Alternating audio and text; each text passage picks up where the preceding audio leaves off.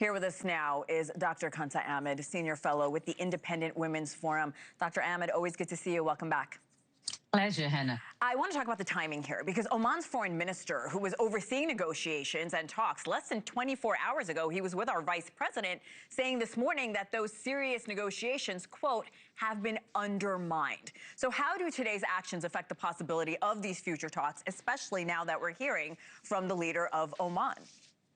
That's right. The Omani foreign minister wanted to have another 3 months to discuss only the nuclear issues with Iran. And that was, sadly to say, laughable.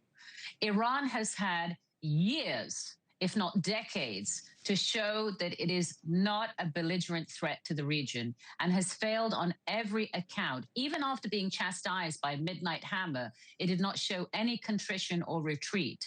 It has threatened almost every nation in that area, financing and supporting the Houthis, financing Hezbollah, which has parasitized and devastated Lebanon and also threatened Israel with tremendous wars.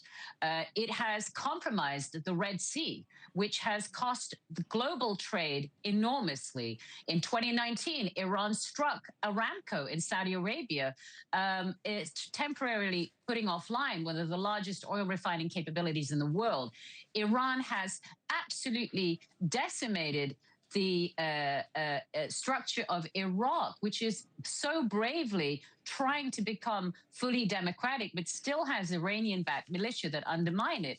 Iran is a regional threat. And today, after the United States and Israel targeted the IRGC directorate very precisely where we believe the Iranian command was gathered, Iran strikes all the other nations, underlining that it is not changed. This regime is belligerent, and this regime is tyrannical to its own people and the regime, and it's at the end of the line. Dr. Ahmed, I have less than a minute, but you brought up Iraq, and I want to play off that. What would regime change mean in Iran? Because we didn't see it play out too well for us in Iraq. And do you think this, when you talk about regime change, is this religion? Because we see a mass exodus of refugees into nearby nations.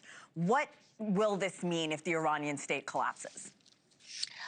This means, first of all, the Iranian regime has lost its legitimacy with the Iranian people. That is why it has massacred 40,000, maimed 400,000 whites, returning bodies of women excavated of their uterus, women enucleated, atrocious injuries, two genocides, twice the size of the Srebrenica genocide has happened in Iran in days. So regime change means the Iranian people are assembling, some of them internationally. We have transitional figures already ready, and we have a tremendous effort from secular military in the ranks of the Iranian military that are opposed to the regime. So I think we're first going to see a military structure. We're going to see the Ayatollahs and the theocrats sidelined, eliminated, removed, and then we're going to see a parliamentary response from the Iranian people.